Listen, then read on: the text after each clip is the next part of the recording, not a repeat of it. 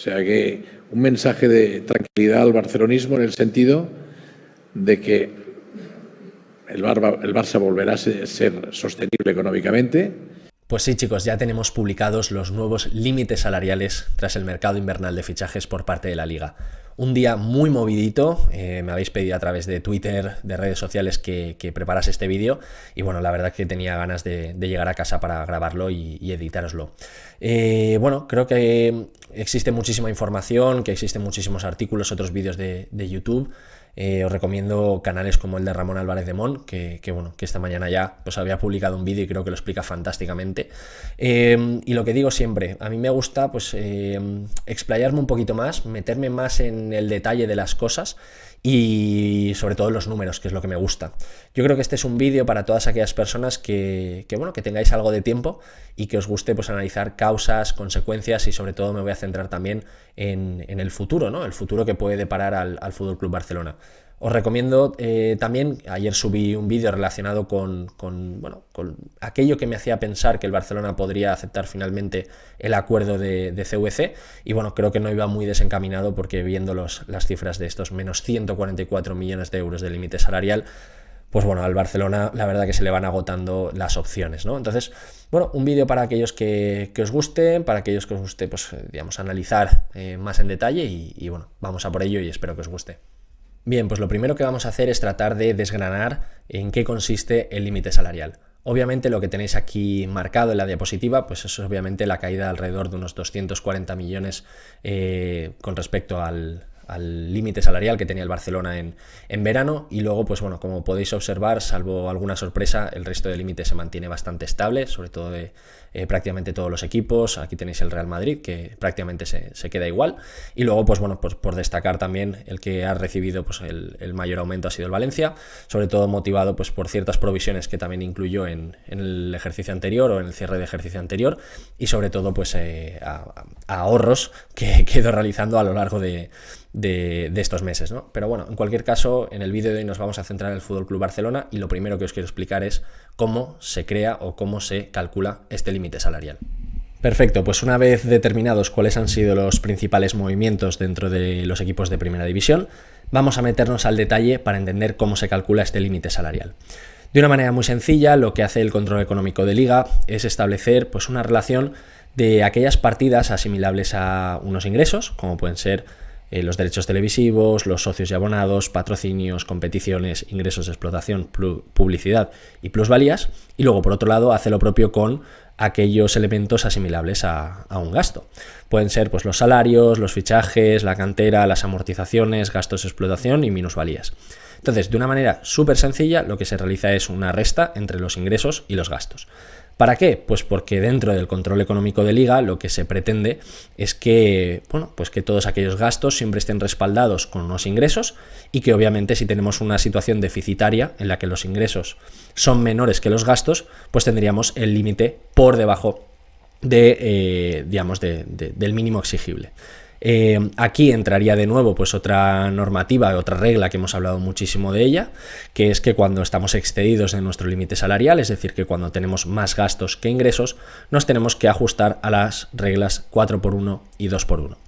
De esta manera, esta sería pues toda la estructura normativa con la que el control económico pues trata de prever que los clubes pues continúen endeudándose a unos niveles muy elevados. Sin embargo, lo que os voy a explicar en el día de hoy es algo quizá que trasciende algo más de los análisis habituales. Vamos a hablar de dos de las causas más importantes por las que el FC Barcelona ha tenido un límite salarial negativo. Como hemos dicho, se trata de una relación de ingresos y de gastos en las que siempre debemos de cumplir pues esta relación positiva, siempre tiene que haber un superávit.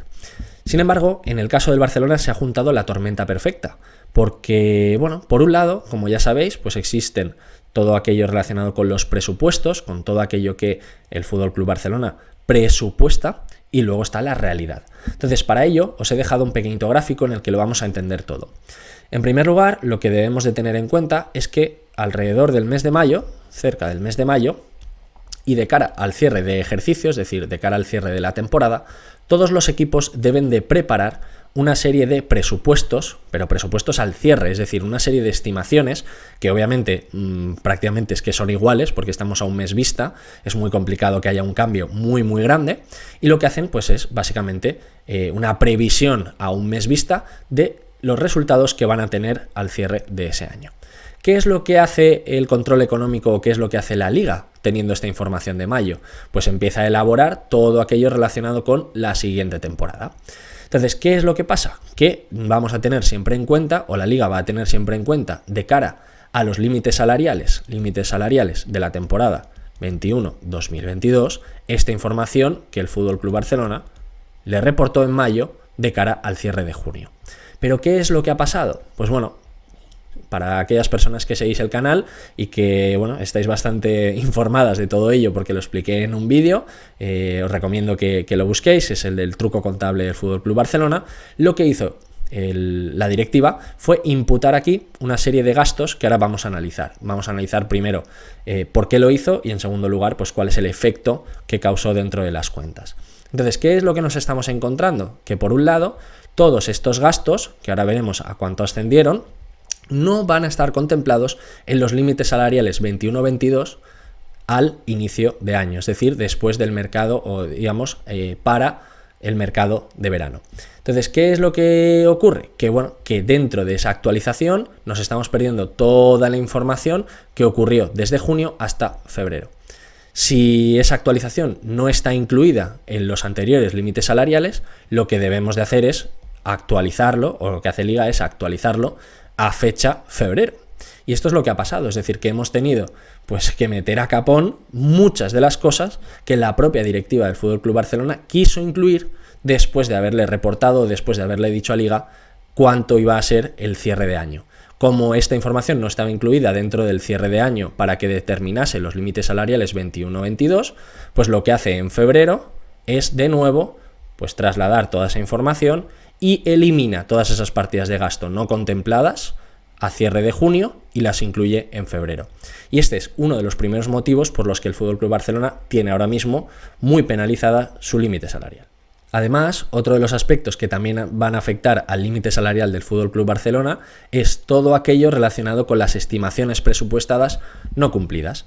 Como hemos hablado anteriormente, pues este límite salarial se crea de la resta entre los ingresos y los gastos, y por lo tanto el FC Barcelona tenía presupuestado, pues en primer lugar, seguir pasando de ronda de la UEFA Champions League hasta cuartos, cosa que no ha cumplido, ganar la Copa del Rey, cosa que no ha cumplido, ganar la Liga, que aún está por ver, pero bueno, está un poquito lejos, un cierre de un patrocinador, que en este caso, pues bueno, está pendiente, está bastante avanzado, pero no está cerrado aún, y luego teníamos pues mejoras de ticketing o otras mejoras salariales, como la que podía ser de Sergi Roberto y Dembélé, que comentaban pues que se comentaba pues a través de las noticias del día de hoy.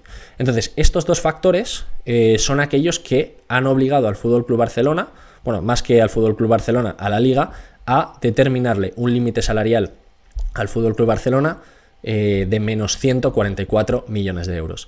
Sin embargo, como ya os he dicho que se trata de un vídeo bastante completo, voy a retomar parte de lo que os enseñé y os expliqué en un vídeo anterior y vamos a hacer un análisis de cuáles fueron los motivos que llevaron a la directiva de Joan Laporta a hacer este ajuste contable que a la larga, como estáis viendo, pues ha penalizado pues al club en su conjunto, porque bueno, pues tratar de hacer cosas raras pues a veces tienen consecuencias pues también algo complicadas. Bien, pues lo primero que vamos a hacer es poner un poquito de contexto a toda la situación. Para aquellos que sigáis el FC Barcelona, bueno, algo más al detalle o desde dentro, que seáis seguidores del Barcelona, pues probablemente sepáis cómo funcionan los estatutos.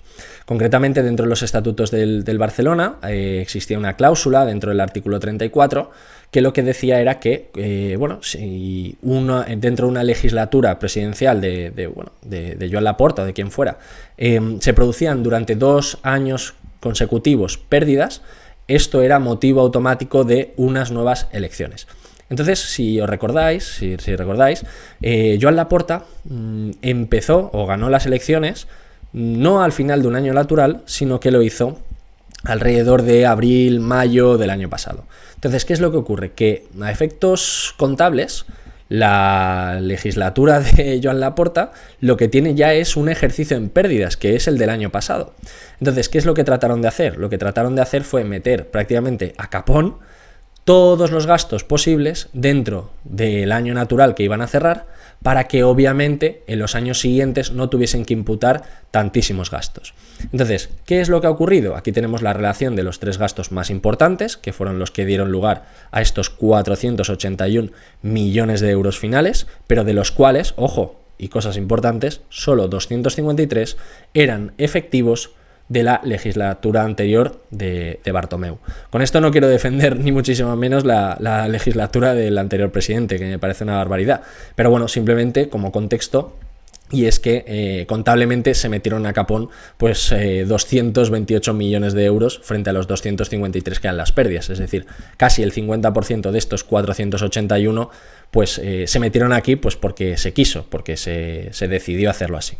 Entonces, bueno, ¿qué es lo que ocurre? Que nos encontramos con una situación en la que Joan Laporta está entre la espada y la pared, por lo tanto necesita evitarse en segundo lugar, o necesita evitarse ese segundo año en pérdidas, y lo que hace es meter todo lo que puede pues en el año 1 y evitarse así pues que en los siguientes seguir arrastrando esas pérdidas. Luego, una cosa muy interesante fue la siguiente. Y es que dentro de la Asamblea General, pues finalmente se eliminó el artículo 34, por el cual pues esta obligatoriedad de realizar unas elecciones en el caso de que hubiese 2 años consecutivos de pérdida, pues esto se quitó. Entonces, claro, ¿qué es lo que pasa? Que todo lo que habían tratado de parchear anteriormente, pues bueno, a lo mejor no lo hubiesen hecho si este punto dentro de los estatutos pues no hubiese estado, ¿no? Pero en cualquier caso trataron de asegurarse que esto no iba a pasar y lo eliminaron dentro de la Junta, y aquí pues bueno, podéis ver el apartado dentro del acta que presenta el FC Barcelona dentro de sus disposiciones transitorias. Por lo tanto, lo que nos encontramos de nuevo y que hemos explicado hace unos instantes es que gran parte de todas aquellas pérdidas que el Barcelona reflejó en el año anterior, es decir, en el año 2021, no eran todas debidas a el mal hacer de la temporada, sino que única y exclusivamente eran 253, y luego otros 228 millones eran, por un lado, de provisiones por litigios. Cuando hablamos de una provisión es algo que tengo en el pasivo, algo que puede ser pues un gasto futurible, pero que ya me lo imputo como si fuese un gasto inevitable, como que lo tengo que pagar sí o sí, y entonces automáticamente me lo tengo que llevar a pérdidas, ¿vale? Entonces esto, pues ¿qué es lo que hacemos? Lo quitamos del futuro y nos lo imputamos en el día de hoy. Y luego, por otro, pues el ajuste de valor de plantilla, que como todos sabéis, pues bueno, esto lo que hace es que metemos a capón un coste y por lo tanto nos evitamos amortizaciones futuras. De esta forma, para el que lo quiera ver un poquito de manera más visual, tenemos las 2 alternativas, una sin depreciación de plantilla y otra con depreciación de plantilla. Este sería dentro de nuestro segundo caso, es lo que realizó el propio Joan Laporta, ¿no? Imaginemos que tenemos unas amortizaciones pendientes de 300 millones de euros y lo que vamos a hacer es meter, como digo, por la fuerza 138 millones en el ejercicio actual. En el caso de que no hubiésemos hecho este ajuste, pues simplemente tendríamos 0 millones o la amortización de ese mismo año. Si tenemos 300 millones a dividir entre 5 años, pues 60, 60, 60 y 60. En el caso de que yo estoy imputando 138 millones por depreciación de activos, dentro de esos 300 ya no me van a quedar tantos. ¿Qué es lo que estoy consiguiendo? Que las amortizaciones del año 1, bueno, del año más 1, más 2, más 3, más 4 y más 5 se reduzcan prácticamente a la mitad.